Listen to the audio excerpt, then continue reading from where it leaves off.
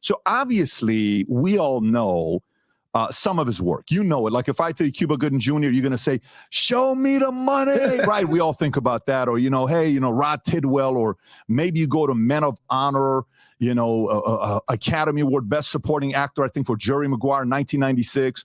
But then you go a layer deeper, okay?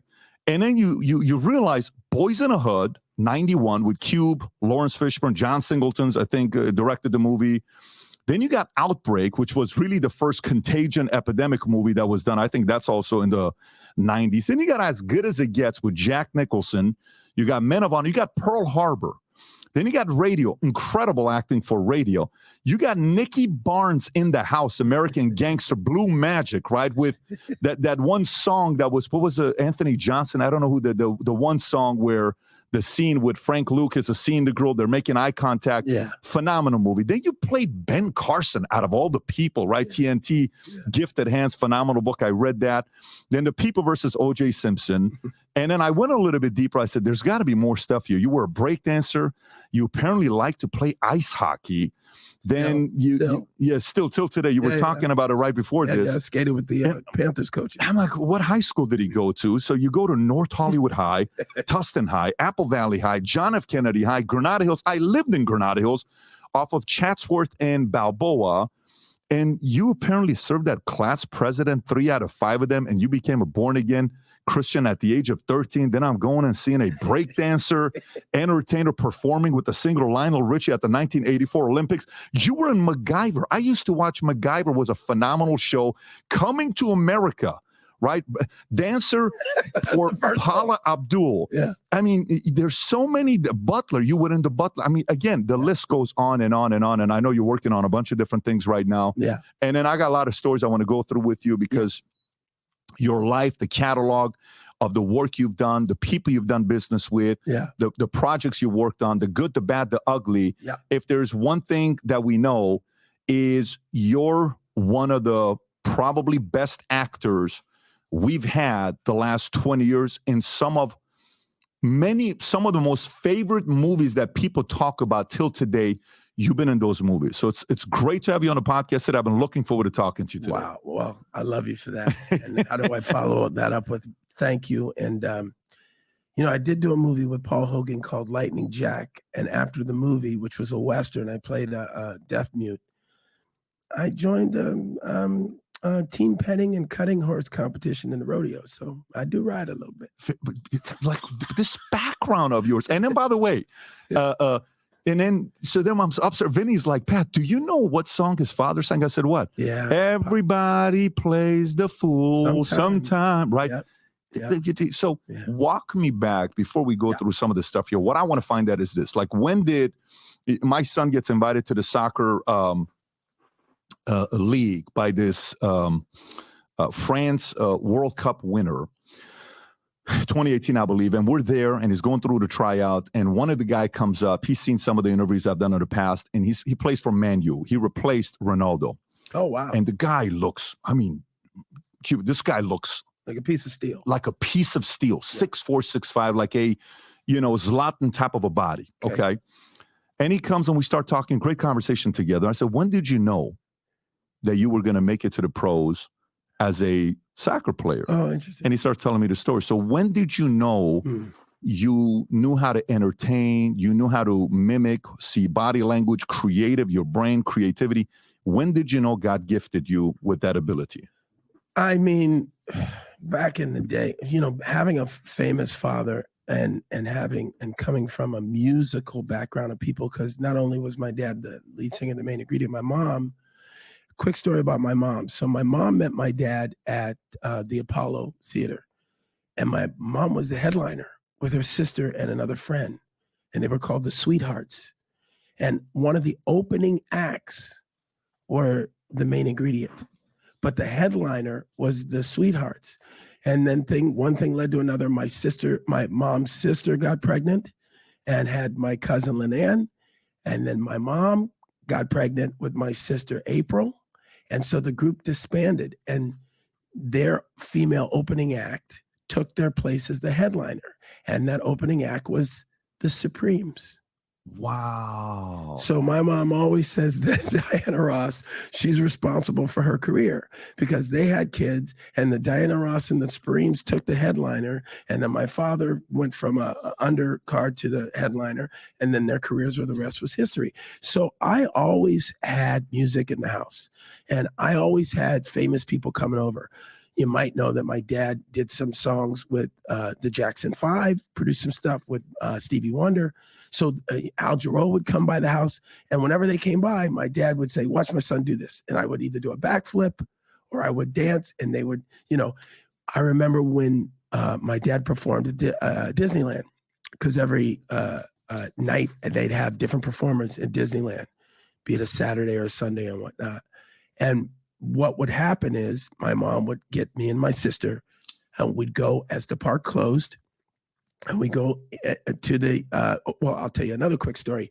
He performed on stage in Disneyland, and would always bring me up as a little young kid, and I would do the lyrics of the song while he's singing. How old are you at this time?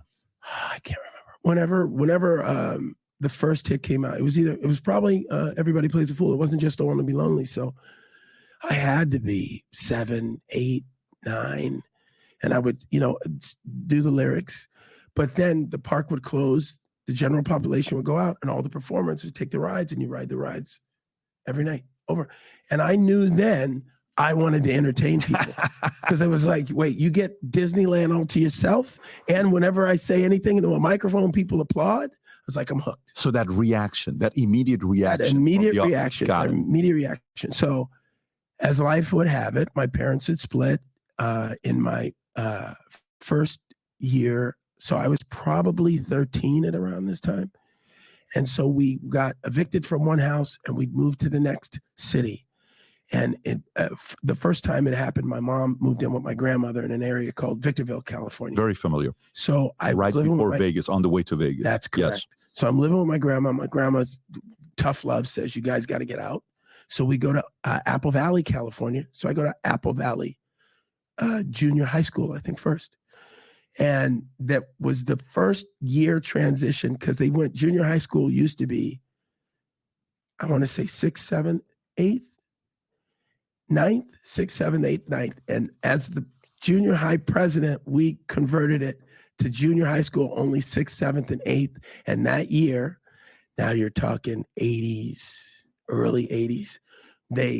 As a president, I got the body to agree to turn the 9th grade to the high school, so that I became the 9th grade president based on what happened there. And then I got voted in as the 10th grade president, but we moved away, right? So we moved from that house, and we moved to Orange County. So we went from Apple Valley to Tustin. And that's where and then again, we stayed there for 1 year, and then we moved to Granada Hills. And that's when I went to Kennedy High School. And do you remember where you lived in Granada Hills? Yeah, I lived at the Sixpence Inn right off the freeway, of the 405 freeway, and what is it, Rinaldi? 118? Yeah. Oh, Rinaldi. Yeah, by the golf course. Right by the golf course. Yeah. And we finally moved out. And when I say moved out, it's because the checks weren't bouncing, and it was a motel. But I was going to high school in a motel in these 3 first years of my high school. So we moved to North Hollywood, but I refused in the middle of my junior year to switch schools. My sister switched because she was a senior. She's like, fine, I'll switch my last year. I go, no, I'm going to take the bus. And I would take the bus from North Hollywood back to Granada Hills and do school until that summer. And then that summer, I finally said, no, I can't do that. I'd have to get up at like 6 a.m. And it was God's will I did that, because when I went to North Hollywood High School as a senior, and each one of these years, and that was the other long-winded way of answering your question. Every high school that I was in, I would be in the drama department. And eventually leading up to the Kennedy High School drama department, and they have this thing called the LAUSD, Los Angeles Unified School District's Shakespeare Film Festival, once a year. And during my 11th grade year, living and going to the Kennedy High School, I competed, and I did individual monologue and played 12th Festi in 12th night and won the competition of all the high schools in Los Angeles. And so what happens is the from each category, maybe there's 13 categories, each person that takes, you get a third place medal, a second place medal, then you have a first place trophy, and you perform in front of all the schools in the auditorium. So you have, I don't know, 1,200 kids, and you go and they give you your medal, your award, you put it down, and then you do your monologue. If it's a group of 5 of you, you do 5. If it's 2, 2. If it's 1, it's just you in front of this whole school. And I'll never forget, I'd done the monologue all day so much, and I knew I'd already won. So I made my way through it. I'm skipping lines and everything, but I did a backflip at the end of it. And the whole place stood up. It was my first official standing ovation. Everybody stood up. Anyway, so I tell you that story because here I am going back and forth on this bus.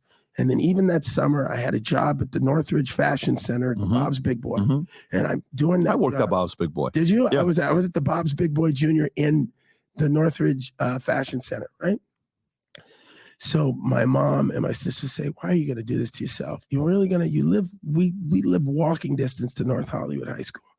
And I was like, yeah, but I'm the man at Kennedy. I remember I won the festival. Everybody knows. I'll never forget the first day. Do orientation, you pick your classes, and I walk into that drama class, because I always do drama class. North Hollywood High. At North Hollywood High School. And everyone went, there he is. That's the kid that did the backflip. And they all applauded. Wow. So they knew because of the Shakespeare. They knew. And I was like, all right, my mom was right. And from that moment on, I was a celebrity at North Hollywood High School. So much so that I was doing Little Abner during the lunch breaks in the quad with all the crew. And at night I was doing, the Highwaymen in Tom Jones, which was, these are, or I do a Shakespeare thing and play an old man and do all of this stuff. And one of the kids who wasn't even an actor in the play, in the night play, he was working the lights on the stage. His mom came backstage, and he said, Richard Milburn is his name. Richard said, Cuba, you got to meet my mom. She's a huge fan. And I said, hi. And she said, what you did on stage was amazing. Do you know who I am? I go, Richard's mom. She goes, my name is Corley Jr. of the Corley Jr. Agency. And to make a long story short, back in the day, Shirley Temple had one main competition, and it was Corley Jr. They had the blonde locks, and they were little girls. And Shirley Temple went to become this big star. And Corley Jr., what she became was a specialty act agent. And the way she became that is she would go and do the little small parts in movies, not as big as Shirley Temple. And she'd see these little people, she called them. We called them midgets at the time. And they all were getting drunk and rowdy in this little area. And she said, you need to treat them better. They need to have their own hotel rooms in the air.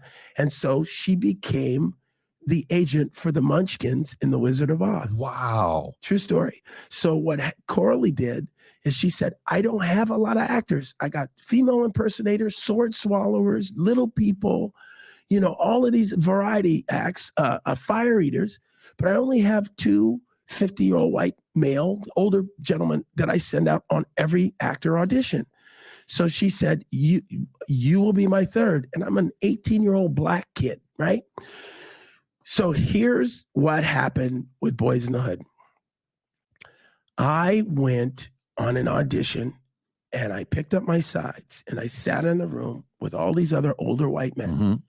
And Jackie Brown came out and said, okay, Cuba Gooding. And I stood up, and she said, oh, honey, you're at the wrong audition. I go, well, I'm here anyway. Will you let me read? And she said, sure, come in. So I came in, and I started doing the thing and just became this old man. And I started, doing the whole thing. She laughed and laughed. And she said, obviously this part isn't right for you, but I'm going to remember you. And she brought me back for John Singleton and Trey and Boys in the Hood. Get out of here. And that's how I got the role. It's a true story. Wow. Story. Wow. Yeah. So, and let me ask you, did you play sports in high school? Were you athletic as well? Yeah. Or you, Oh, yeah. Because when you watch Jerry Maguire, you don't, you know. Oh, those are all my moves. And yeah, then you did a backflip as well, right? When you well, I did the 1990 handstand, which is a handstand spin.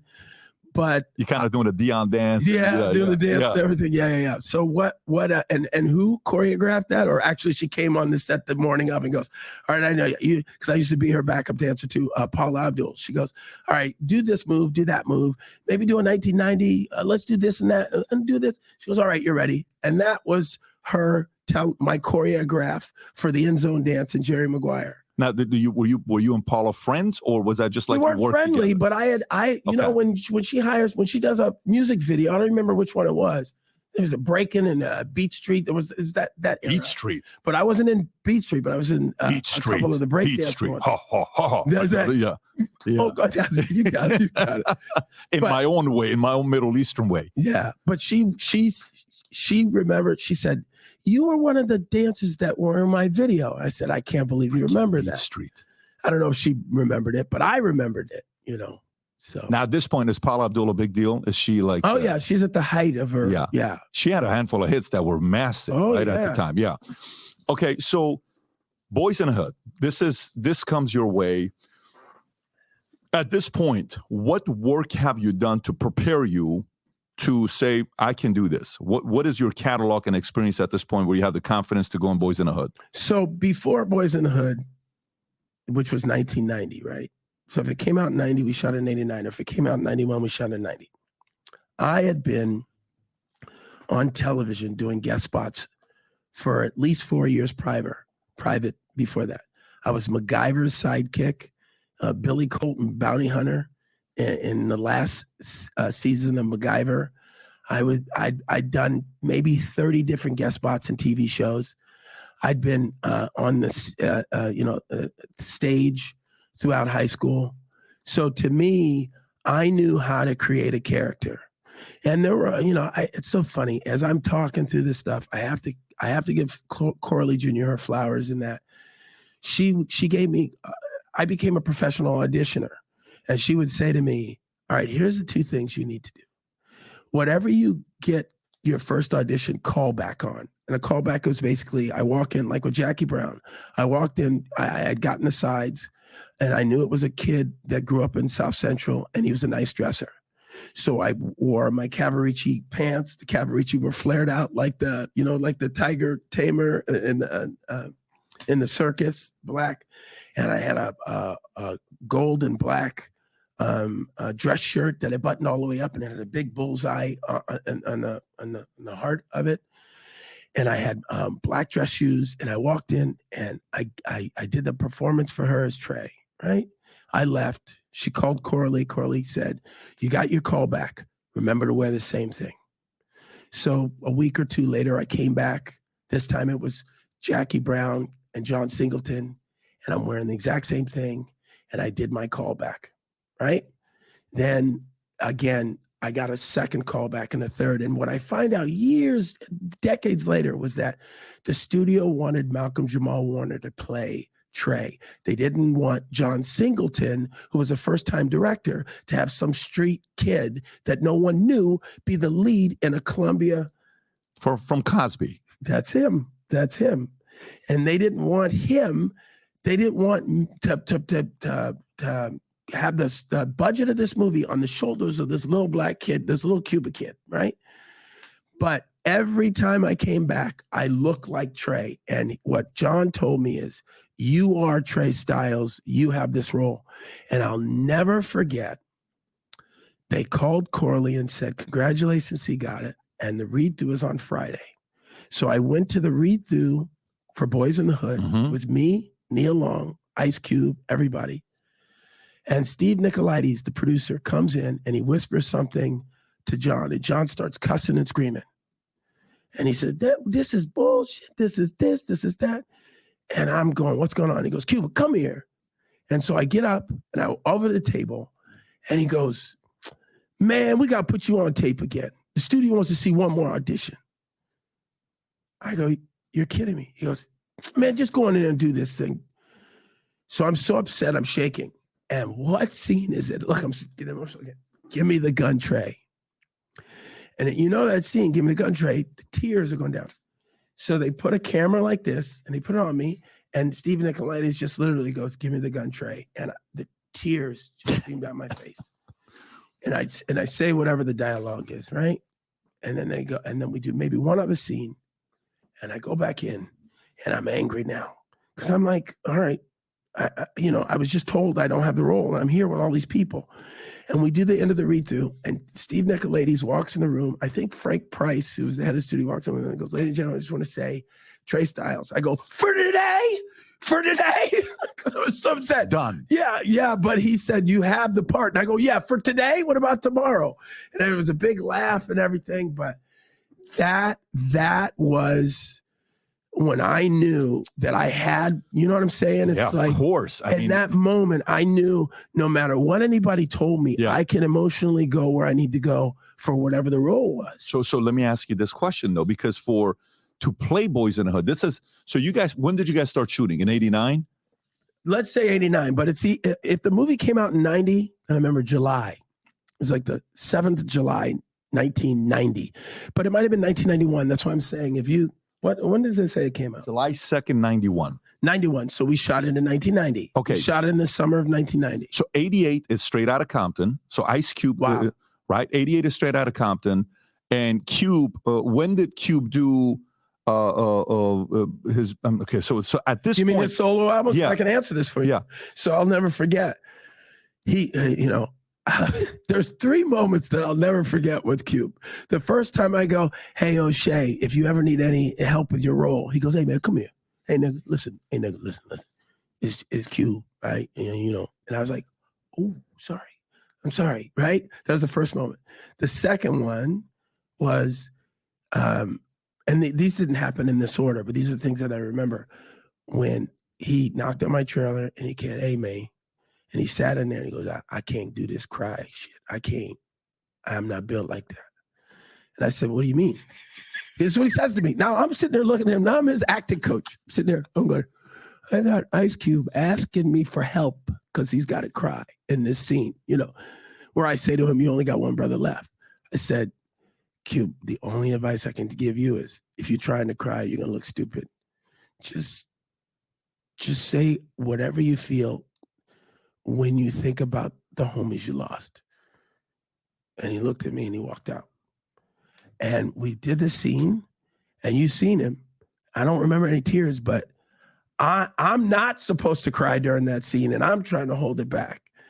And it was magic for these 2 kids who connected because now he wasn't scared because it doesn't matter if he doesn't cry because he's not supposed to cry, but the grief is in his face. And when I say, hey, man, you got one brother left.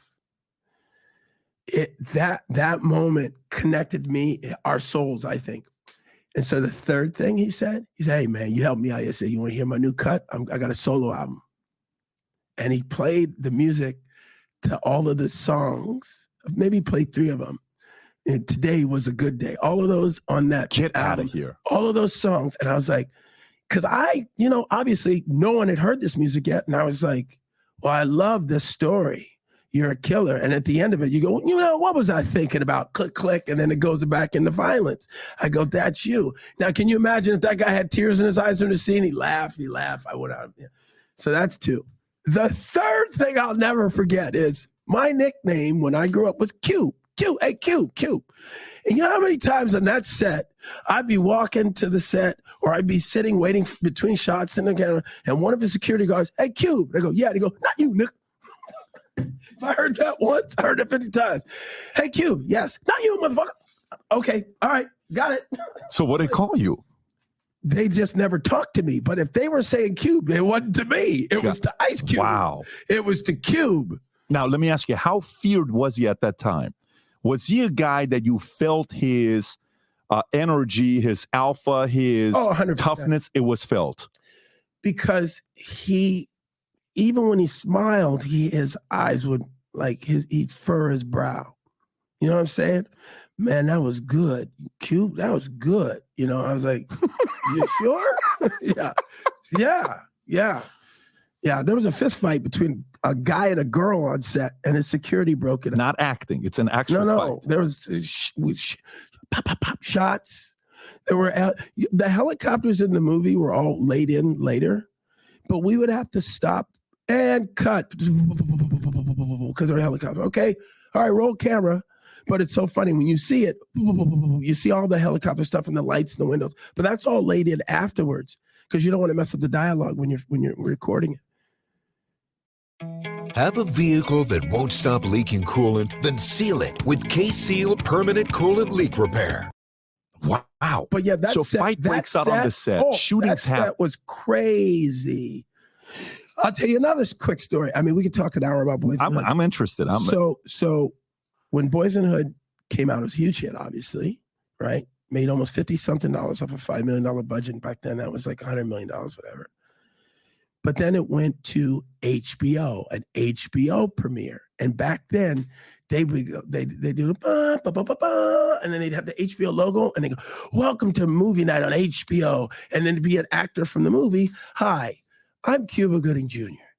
Tonight, you're going to see a story of redemption of streets and life in South Central." And the camera pans up from me. Tonight, ladies and gentlemen, Boys in the Hood, right? Well, this was in 92 summer during the riots that HBO decides to shoot on the corner of Normandy and Western. And they got my black ass in a limo sitting on the street.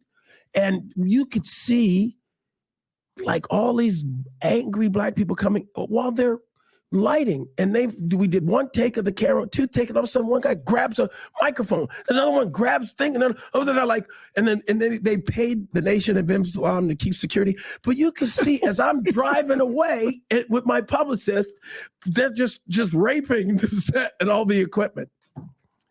Is that in the shot or no? No. I probably used the first or second What a take. story, though. But I'll never forget that. I was like, why are we here in South Central and they just got over the riots? I mean, it's still like powder keg. It's tender. That's right by Great Western Forum. Is that when my dad's there was a 99-cent store right by Video 2020. My dad was the cashier for 15 years. Oh, is that right? At that time, he was a cashier at the 99-cent store. Dope. That's dope. So Boys in the Hood. So okay. So for you, incredible job acting, convincing. Obviously, when we watch you became a superstar, a star after this movie. Like, who is this kid, right? For us at least, for the viewer. That's so interesting you say that. So Hollywood has lists, right? They got A lists and they say B list and C list, but basically they have now it's streaming and all these other ancillary markets and other venues that show products, and that's why I say to my son all the time, I know I'm gonna go off the track a lot because I did it a lot. But my son, Mason Gooding, who's I call my new and improved model, I say for me, my job was to find the job, and once I got it, I knew I was on my way. Your problem is you're gonna get all this work, you're talented, you're good looking. Your job is to find people to watch it. That's him. Good looking. Yeah, kid. good looking, 6'4", muscles, the whole thing. He's not a kid. He's 27 years old. Yeah, he's 27. But I said, your job is to be seen, to do the role where they find you in it. And, he's in Scream 5, Scream 6. He's been in Booksmart, all these wonderful movies. But see, I knew I was going to lose my train of thought. But no, I was talking about levels to A, B, all these levels with actors and superstars. Thank you. So what the studio did at the time, if you had a story with a black actor in it, they would greenlight it if you went to Cuba Gooding Jr. or Wesley Snipes or just a handful of us, right? And and that was one. The second thing was I got a 3-picture deal. I did Boys in the Hood for very little money. Then they had me for a little bit more money for a film called Gladiator.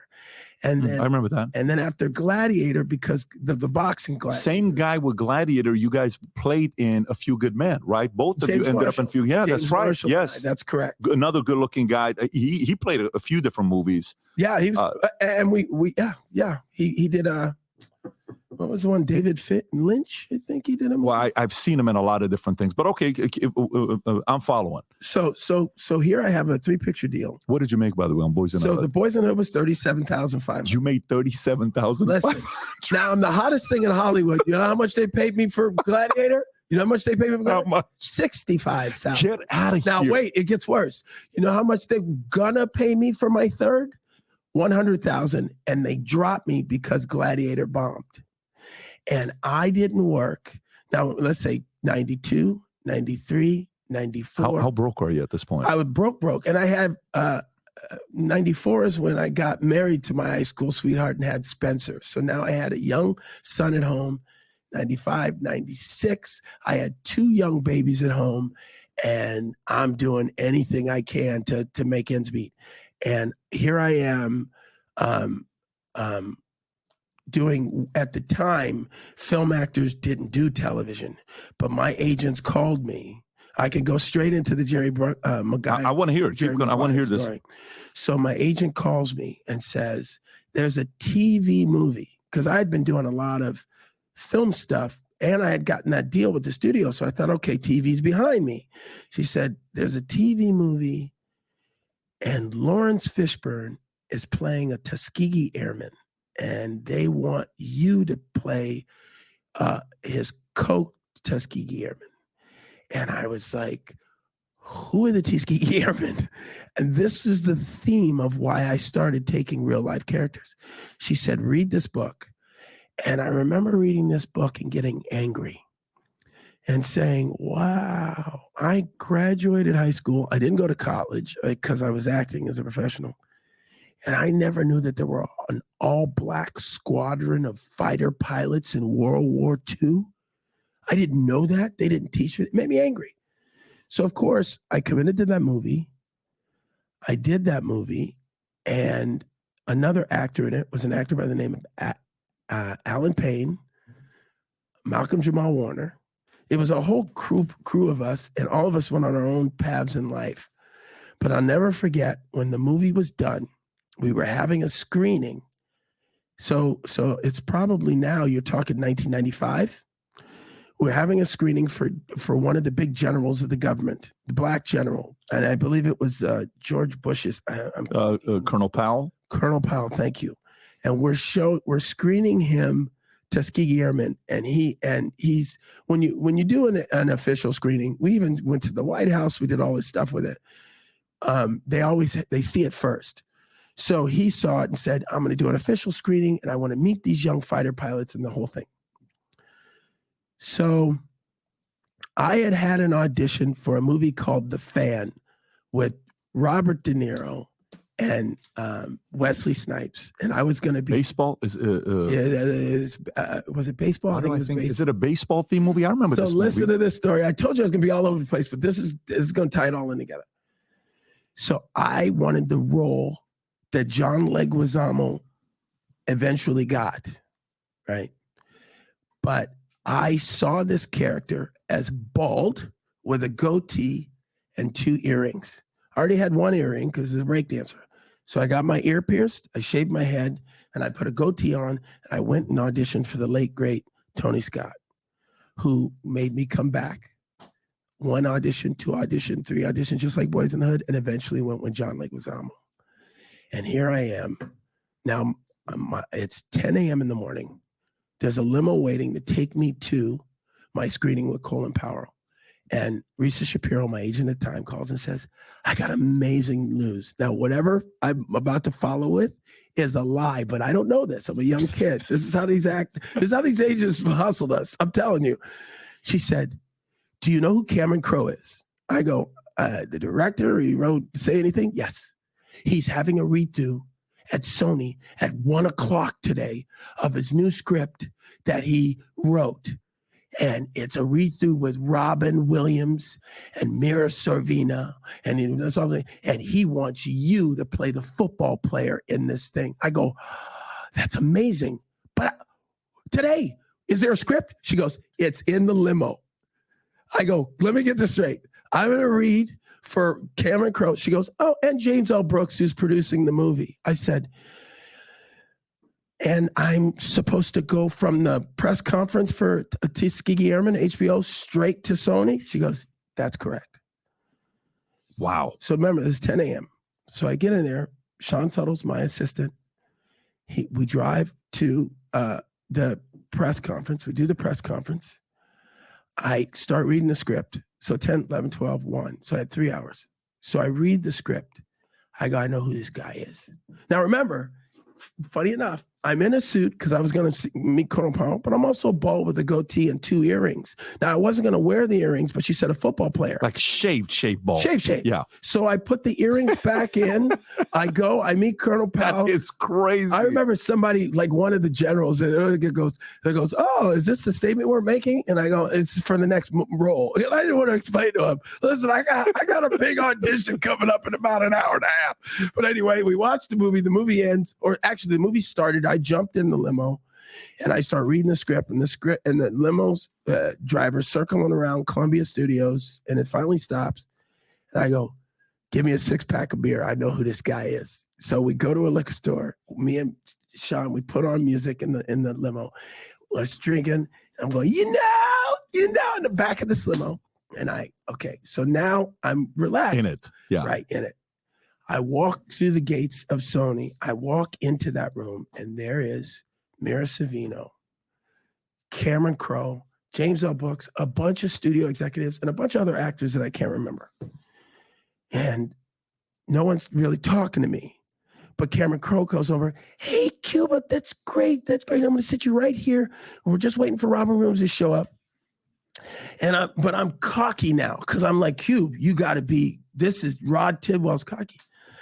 And remember when Mike Tyson fought the guy and he knocked him out, and then the guy he fought was using a pizza slice on the Pizza Hut commercial to get knocked out?